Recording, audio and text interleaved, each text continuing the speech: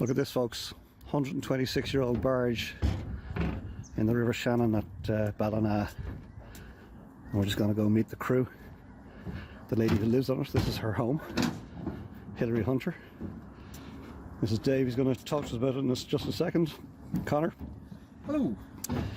And we're going to help them raise funds for this, Earn to Inverness, for mental well-being. So we put that justgiving.com/page/barge for well-being, supporting this charity Inspire. So let's see, can we give them a dig out. Hilary, thanks for having us on board. The name of the boat?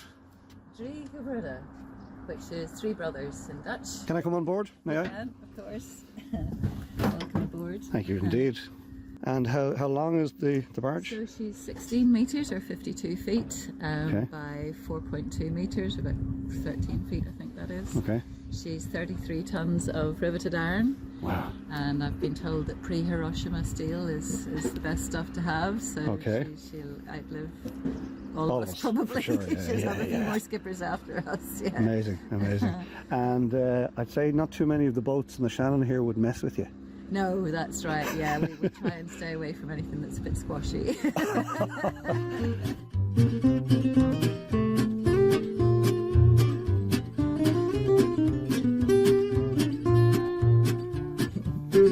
Hey there, it's me again, and welcome back to Coffee with Colm. This is a very unusual episode because I'm here in the River Shannon in a barge that's 126 years old. 126 years old.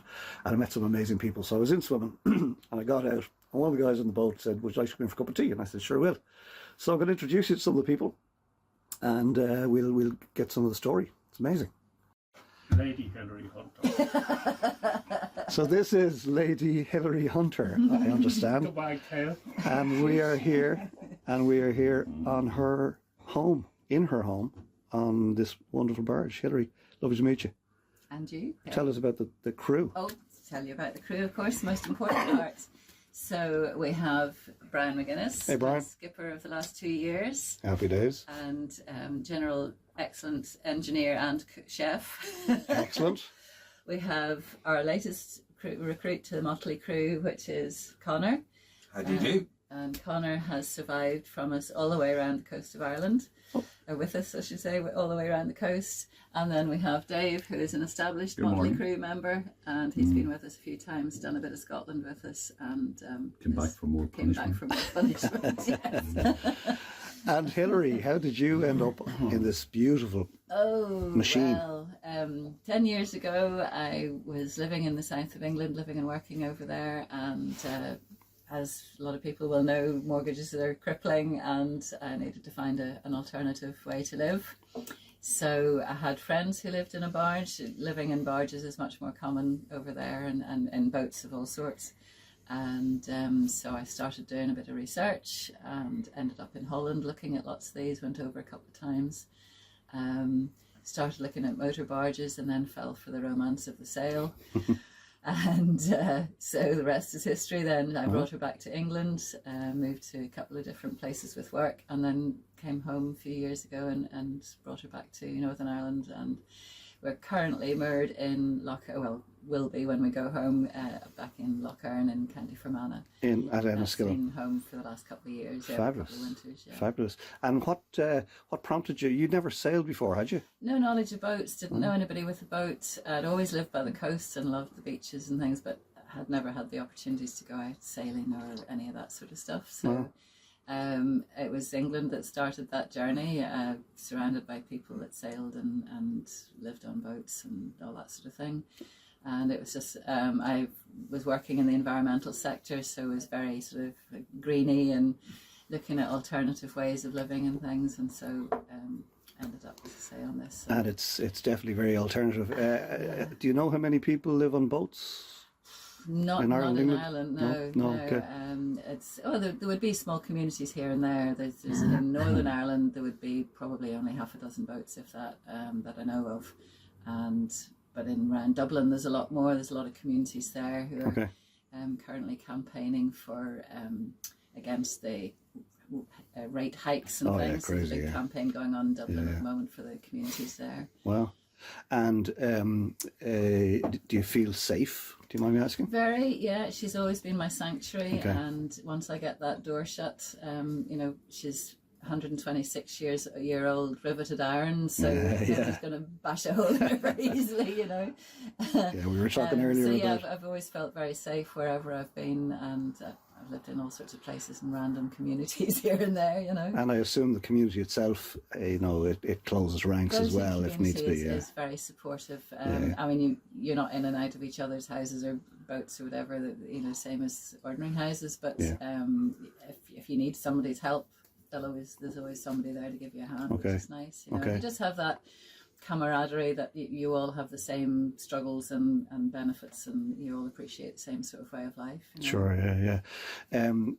Like I'm fascinated by the boat. That was clearly the first thing that I woke up the other morning and I looked across the river and I said, "What is that?" And delighted to meet you guys this morning. And I came over for my swim. Likewise. But as I was swimming past, I realised you've a sign on the side of the boat. Tell us about that. You're raising funds. Yes, Earn to Inverness. Most of my time, the boat is my home, and I'm not actually travelling very far. I'm not moving all the time, and I've moved with work and stuff like that. So anyway, last year, with being in Lough Erne, we came down with Shannon and back up again, had a good adventure. And then Brian, in his wisdom, decided that it would be fun to go to the Caledonian Canal this year. Was it fun? Yeah. Yeah, lots of fun. So we decided to do Earn to Inverness, so Lough Erne to Inverness and slightly beyond, which and then decided to do it for charity rather than just a jolly for ourselves, to try and raise some money for mental health and well-being, which is very close to my heart. So we went to Rathlin Island Maritime Festival first of all, then we went up through Scotland through the Caledonian Canal to Inverness and along the coast to Port Soy. The fantastic traditional boat festival there, which has been running for 30 odd years. If anybody wants to go there, I would heartily recommend it. Beautiful spots. So we had a beautiful weekend there with lots of old traditional Scottish fishing boats and all sorts of different craft there, and the people were wonderful. The sun came out, summer arrived, and it was just terrific. We had hundreds of people through the barge to see what this strange boat was, you know, and made lots of new friends. And then we came back down through the Caledonian, through the Crinan Canal as well, and round the Kyles of Bute. Picked up a few new crew members along the way. And then came down the coast of the Clyde, down through Troon and Girvan and back across to County Down again, where we picked up Connor. 5 weeks ago. And then we decided... You never sailed before? I've never sailed before. That was my first time on the boat, and I have been on it right the way around to here. So it's been about 5 weeks, and it's been absolutely amazing. Amazing. That's fantastic. And we'll slip him a tenner later. It seems very welcoming. You know, I came over and I didn't know whether I was intruding or not. I was going for a swim anyway, but Connor kindly invited me. He said, "Would you like to come on board?" And I thought, "Oh, okay." And would you like a cup of tea? And I initially said no, and then I thought, do you know what? This is a missed opportunity. Hilary, tell me about the charity and why are you interested in mental health and well-being? Yeah, well, over the years I've had family members and friends. I think all of us struggle with our mental health to some degree. So it's been close to my heart. My daughter works in mental health. One of my nieces also. So Inspire is our charity of the year. They're based in Belfast, but they are an all-island charity. And a couple of members of my family have worked or are working with them. So I didn't want to go for one of the really big charities, and they're say fairly local, and that's why I chose them. Great, yeah, well done. I do think in these strange times that we live in, COVID, you know, it brought it to the fore. I think for many people that like seriously we're in a mess as a species. I think and to be able to support anything like that. There's all this talk about men's mental health and men not talking to each other and all this type of stuff. So I'm a firm supporter of it.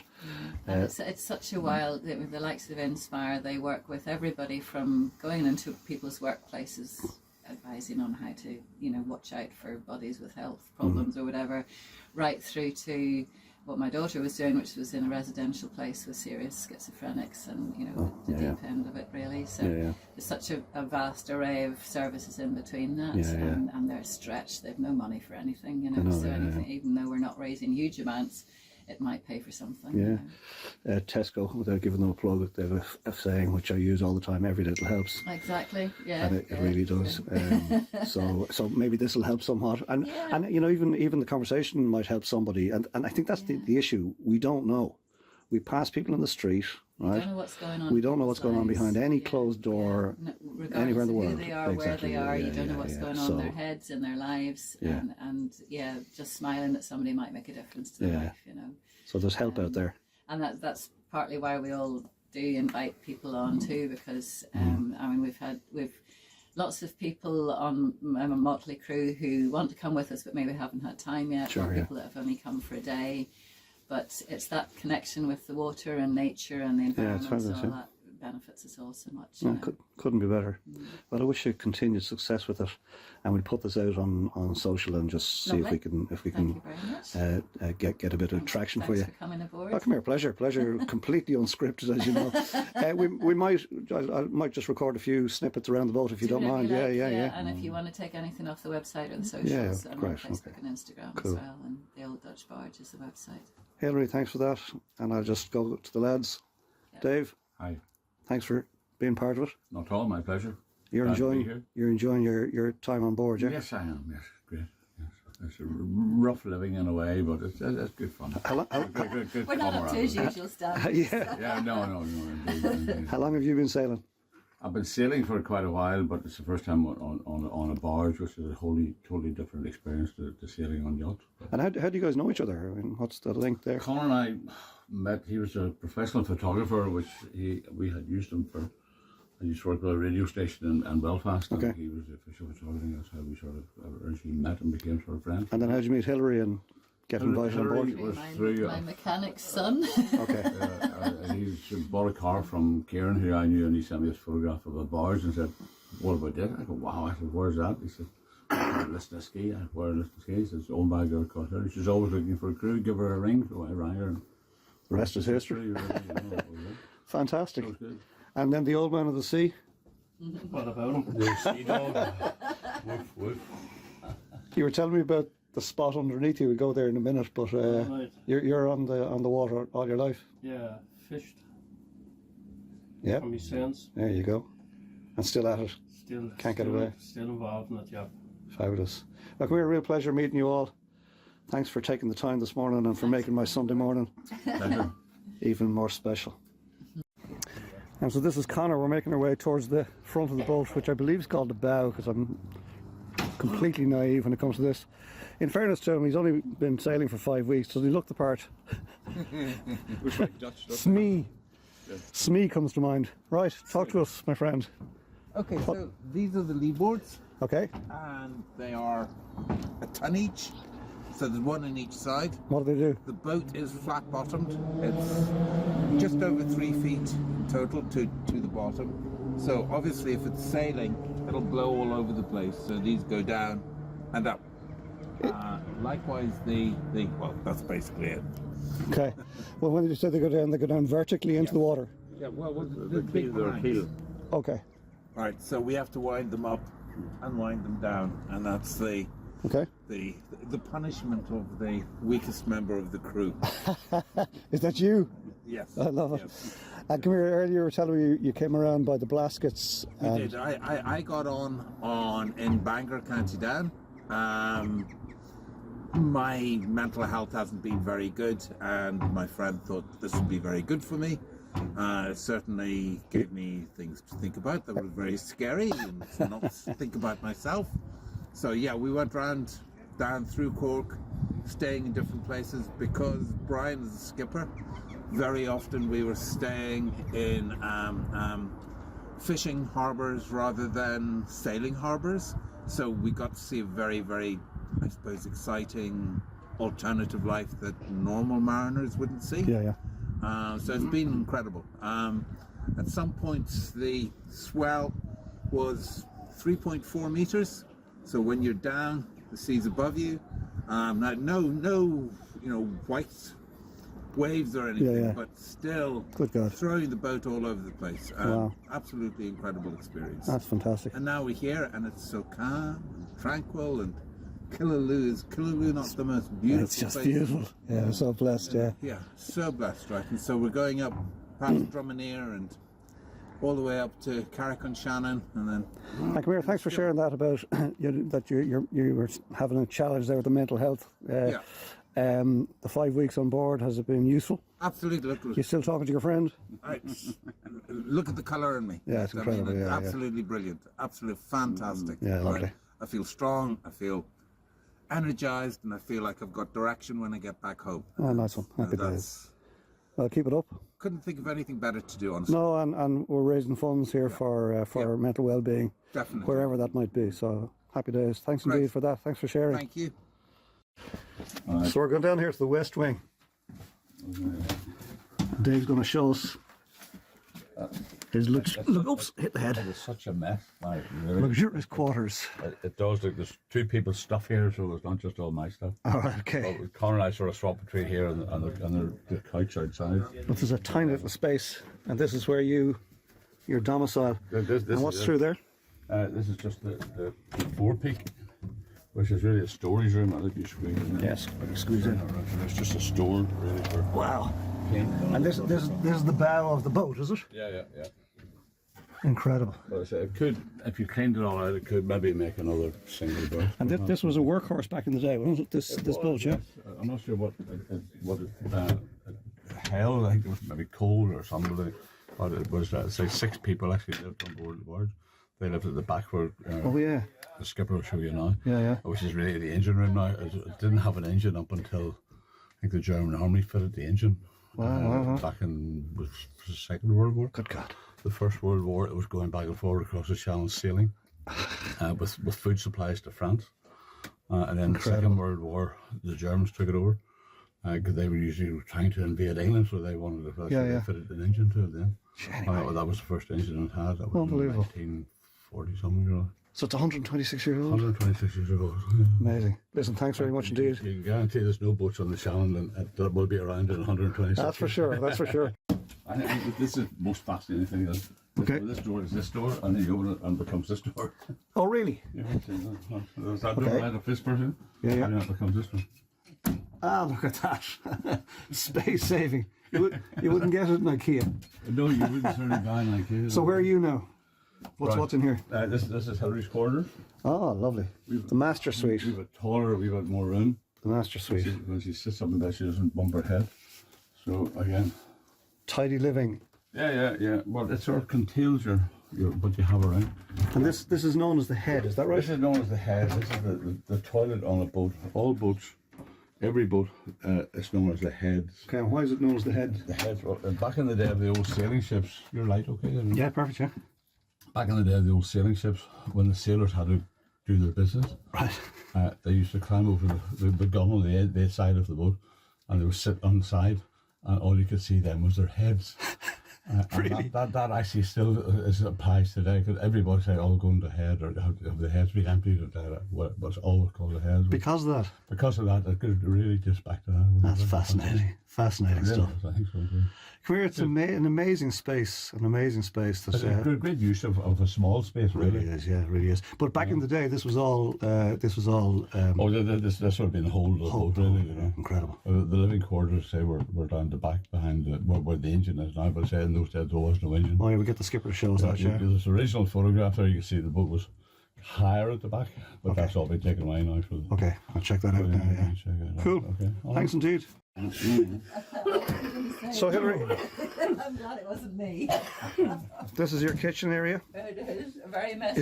Is it called a galley, or is that just Yes, people No? that are boaty would call it a galley. people that are boaty, okay, or pretending to be boaty like I am today?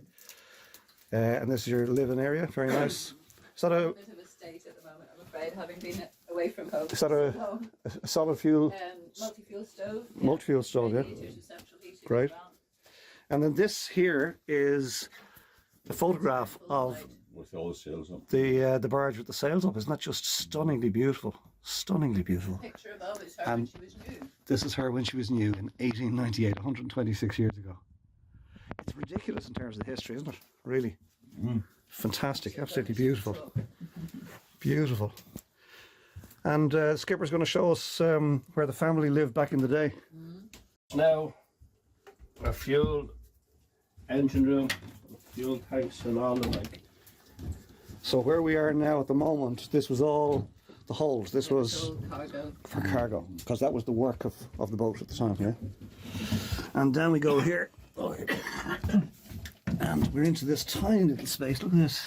So this deck was raised, so you would have been able to stand up down Oh, there back in the day you would have. Okay. on a skylight on it. Okay.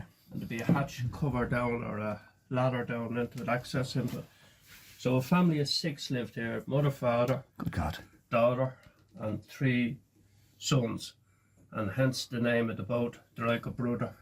It translates to 3 brothers. Okay. So this was it. There would have been 6 bunks and a table and a stove in here. Now as you can see, it's fuel tanks, generator, central heating boiler for the central heating, stores and spares, and the engine is Oh, wow. in under the fridge. Wow.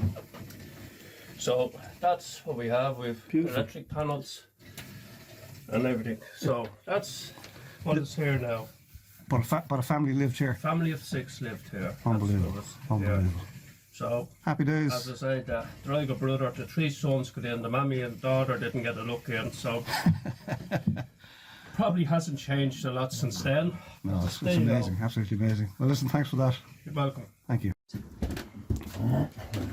All right. And what is it? You know, it's not a big engine. People would expect a boat like this to have a huge engine. Brian, we're being asked about the engine. Well, about the engine. The engine is, well, the first engine that was in it was fitted by the Germans back in the Second World War, and then she was re-engined around 1963 or 4, and it was a BMC engine that was fitted then. It was 60 horsepower then, but it's probably about 40 donkey power now in age, but still goes, still great. That it's this is the second engine. Second engine. It's still here? Still here, fitted in the early 60s.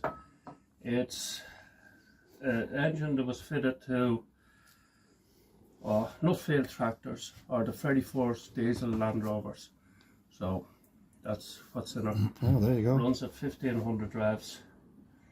Start her up in the morning, she farts and smokes and settles down. But that's It's the it. same as the crew. Yeah, I was going to say, this is the engine we're talking about, isn't it?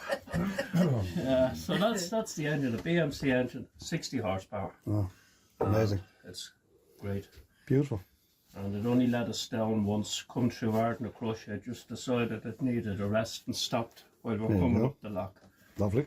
So we sorted it anyway. Yeah, no doubt. Yeah. We're Right, rolling. we have a bow split here, which gives extension to the boat, but we run there's a jenny or a foresail runs from the point of this up to the top of the mast when the mast is up. So right from here. Right from there, that Wow. pulley there, right to the top. The mast is obviously down because we're going through bridges on the way up here. Of course, yeah. I've just been told, the skipper told me that the bow split was a telegraph pole. Apparently, and fashioned into this shape by a guy called Sweet Pea. I've never met him. I have no Okay. idea. But there's obviously a problem. There's something happened to the previous bow split. The net is just a pure safety precaution because you're out to put a sail on this, so if you fall, you're falling into the net. Okay, of course, yeah.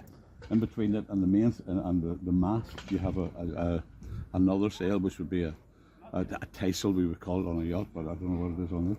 But there's 2 foresails basically when the wind is there to take it. You then have a gaff rig going up the mast, which is a huge big sail. I mean, it really is massive.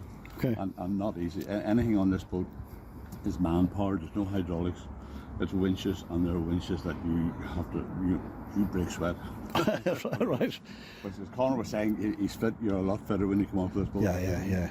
So that's basically it. Pity the mast is not, but you wouldn't want No, not. this wheel at the side here, the side of the mast. Yes, yeah, yeah. That's the winch for putting up the main sail. Wow, wow, wow. We were on Port Soy. We were putting the sails up on a Sunday morning just for display, and the skipper said he would guide the gaff up, and I'd take it, and I was winding it up, and got it up, and I turned around just the boat beside us, with crew, with 10 crew, and they were all lying on the ground, applauding me for No way. So it takes some work. It's a lot of work. Yeah. And I feel a lot better for it. you've been sailing though. Sailing is I've been sailing for 9 years. okay, but not like this. Not on this, no, just on this for about maybe 2 years. Okay. Coming up to 2 years. And you love it. Oh, yes. Fabulous. That's good. Well, it's great, lovely to meet you, and Lovely to meet you too. well done for supporting the charity and for supporting Hillary. And Well, it's nice to be here, but not. I'm enjoying it. I'm not. I do. You're giving a bit back, really. of course, yeah, absolutely, yeah. And inviting your friend Connor's, that nice touch there, and makes perfect sense. Oh, it was, yeah. And you can- It suited him. Yeah. He was always talking to me about sailing before, and I thought sailing doesn't really suit Okay. his demeanour. Sure, yeah. It wasn't so. I thought when the opportunity to this, I thought this would suit him much Yeah, better. nice one. Yeah. I brought him down to Bangor when I got off in Bangor, Yeah. and just to let him see the barge, and he just fell in love with it. Great, He was yeah. like a 16-year-old. Can I go? Fantastic. Well, it seems to have done him the world of good. So, Oh, it so has. It's without doubt, it has. really great work. Well, listen, thanks indeed for that. So, pleasure. Lovely to have met you. We'll just wander down and say a final goodbye to Hillary. Isn't that just stunning, lads? Look at that. And this is Hillary's home. I know you're all mad jealous, but I'm sure it's not for everybody. Hillary, I'm just saying, I'm sure the people watching this will be somewhat envious of this, but I'm sure it's also not for the faint-hearted. If anybody's up near Lisnaskea in County Fermanagh, they'd be very welcome to come and see, come and have a cuppa, come and join us for a day's sailing. That sounds magical. Sounds magical. Well, listen, thanks indeed for having us on board, and I wish you every success in everything that you're doing. Thank you very much. Maybe our paths will cross again. Hope so. All right, folks, bye. Woohoo! Safe sailing.